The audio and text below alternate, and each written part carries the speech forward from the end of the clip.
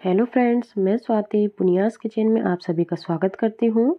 आज मैं लेकर आई हूँ सर्दियों की दवाई। जी हाँ, क्योंकि सर्दियों में तिल खाना बहुत ही गुणकारी होता है, तो आज मैं तिल की रेसिपी लेकर आई हूँ। तो चलिए देख लेते हैं इसकी रेसिपी को।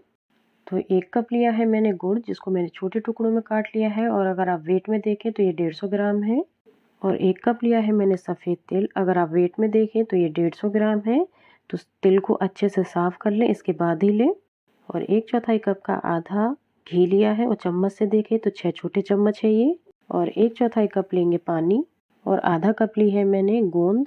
तो आप देख सकते हैं ये छोटे टुकड़ों वाली गोंद है, आपके पास जो भी गोंद हो आप ले सकते हैं। आधा टीस्पून लिया है इलायची पाउडर, और 1/4 टीस्पून का आधा यानी 1/8 लिया है मैंने बेकिंग पाउडर। तो बेकिंग पाउडर ही ये, बेकिंग सोडा नहीं है, इस बात का आप ध्यान रखें। और थोड़ी सी पिस्ता की कतरन ली है। तो सबसे पहले हमें अपने तिल को सेकना है। तो तिल को हमें बिल्कुल धीमी आंच पर ही सेकना है, और करीब 2 से 3 मिनट में तिल अच्छे से सिक जाएंगे। चटकने का वेट बिल्कुल नहीं करना है, तिल को बस हल्का सा गर्म करना है ताकि जो इसमें नमी है वो चली जाए। और उसी कढ़ाई में 2 बड़े चम्मच डालेंगे घी, क्योंकि हमें इसमें गोंद फ्राई करनी है। तो ये घी मैंने अलग से लिया है। घी को गर्म होने देते हैं। घी अच्छे से गर्म हो गया है, तो अब हम अपने इसमें गोंद को फ्राई कर लेंगे। और गोंद को हमें बहुत ही अच्छे से फ्राई करना है, क्योंकि अगर गोंद का दाना रह जाएगा तो वो हमारी बर्फ़ी का टेस्ट ख़राब कर सकता है। तो सारी गोंद को हम ऐसे ही फ्राई कर लेंगे। गोंद को प्लेट में निकाल कर इसे ठंडा होने के लिए रख देंगे। अब सबसे पहले हम एक ज़रूरी तैयारी कर लेते हैं। तो या तो आप इस तरीके की कोई प्लेट ले लें, तो सीधे या उल्टे में जैसे में भी आपको घी लगाना है आप लगा लें, या फिर आप अपने गैस के प्लेटफॉर्म को ही ग्रीस कर सकते हैं। तो यहाँ पर मैं थोड़ा सा घी डालकर इसको अच्छे से ग्रीस कर रही हूँ। यहाँ पर आपको चिक्की बेलने में आसानी रहेगी। अब कढ़ाई में डालेंगे गुड़ जो हमने काट के रखा था, और सारा प्रोसेस हमें लो फ्लेम पर ही करना है, इस बात का आप ध्यान रखें। तो 1/4 कप डाल देंगे इसमें पानी, और गुड़ के पिघलने तक हम इसे लगातार चलाते हुए पका लेंगे।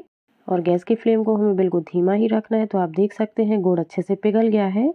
तो अब हम इसमें डालेंगे जो हमने 1/4 कप का आधा लिया था घी, उसको, और इसे बिल्कुल अच्छे से पिघलने देंगे। तो आप देख रहे हैं धीरे धीरे इसमें बबल्स आने लगे हैं, और इसे हमें बीच में बिल्कुल भी नहीं छोड़ना है। आप देख सकते हैं कितना सारा झाग आ गया है। तो इसे हम लगातार चलाते हुए पकाएंगे, अभी हमें बिल्कुल भी नहीं छोड़ना है इसे। आप देख सकते हैं झाग बिल्कुल ख़त्म हो गया है, और 1 से 1.5 मिनट के लिए इसे और पका लेंगे, इसके बाद ही हम इसे चेक करेंगे। तो चलिए अब हम अपनी चाशनी को चेक कर लेते हैं। तो यहाँ पर एक कटोरी में मैंने पानी लिया है, और उसमें मैंने थोड़ा सा इस चाशनी को डाला है। तो अब आप देख रहे हैं जब मैं चाशनी को इस तरीके से हाथ में ले रही हूँ तो ये रबड़ जैसी हो रही है। तो हमें ऐसी कंसिस्टेंसी इसकी बिल्कुल भी नहीं चाहिए, हमें बिल्कुल इसको क्रंची होने तक पकाना है। एक बार फिर से हम चाशनी को पानी में डालेंगे, और चाशनी को अच्छे से ठंडा होने देंगे, इसके बाद ही हम इसे तोड़ कर देखेंगे। चाशनी को 2 से 3 सेकंड के लिए पानी में ठंडा होने देंगे। तो चाशनी ठंडी हो गई है, अब आप देख रहे हैं मैंने इसको तोड़ा तो बिल्कुल क्रंची टूट रही है, जैसे हम चिप्स को तोड़ते हैं बिल्कुल वैसे ही टूटना चाहिए। चाशनी पक गई है, तो गैस को बंद कर देंगे, और इसमें बेकिंग पाउडर डाल देंगे, साथ ही में इलायची पाउडर डाल देंगे। ये सारा प्रोसेस मैंने बंद गैस में ही किया है। अब हम इसमें तिल डाल देंगे, और फटाफट से इसे मिला लेंगे। और सारा प्रोसेस ये आपको फटाफट ही करना है, क्योंकि चाशनी हार्ड हो जाती है, फिर चिक्की नहीं बनती है। तो आप इस बात का ध्यान रखें। तो फटाफट से इसे प्लेटफॉर्म पर डालेंगे, और इसे अच्छे से बेल लेंगे।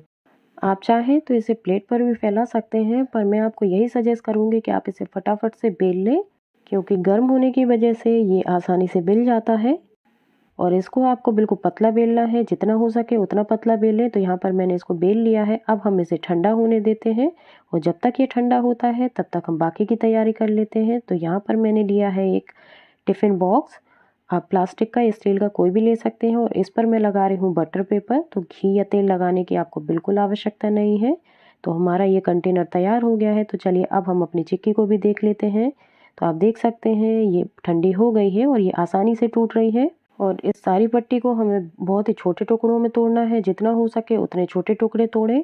अगर चिक्की हार्ड हो जाती है तो आप इसे खलबत्ते से भी कूट सकते हैं। तो यहाँ पर मैंने सारी चिक्की को तोड़ लिया है। अब हम इन टुकड़ों को मिक्सर जार में डाल देंगे।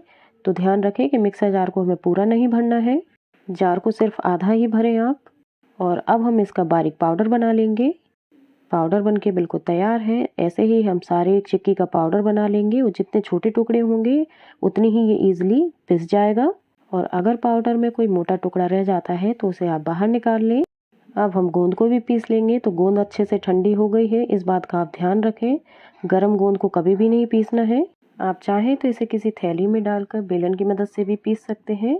और मिक्सर में हमें केवल आधे सेकंड के लिए ही चलाना है गोंद को। तो यहाँ पर गोंद हमारी पीस के तैयार है, आप देख सकते हैं। गोंद खाने में तो हेल्दी होती ही है, पर इससे हमारी बर्फ़ी में भी खस्तापन आता है, जो खाने में बहुत ही ज़्यादा टेस्टी लगती है। तो सारी गोंद को मैंने पीस लिया है, आप देख सकते हैं। अब इस गोंद के पाउडर को हम अपने तिल्ली के पाउडर में मिला लेंगे और अच्छे से मिक्स कर लेंगे।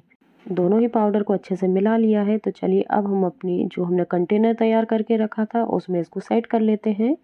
तो सारे मिश्रण को हम इसमें डाल देंगे और चम्मच की मदद से इसको दबाते हुए अच्छे से सेट कर देंगे।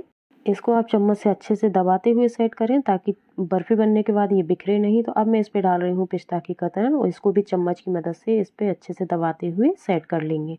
तो बर्फ़ी अच्छे से सेट हो गई है, इसको रखने की कोई भी ज़रूरत नहीं है, ये फटाफट से सेट हो जाती है। तो अब हम इसे कंटेनर में से बाहर निकाल के इसके पीसेस कट कर लेंगे। तो आप अपनी पसंद के कोई भी पीसेस कट कर सकते हैं।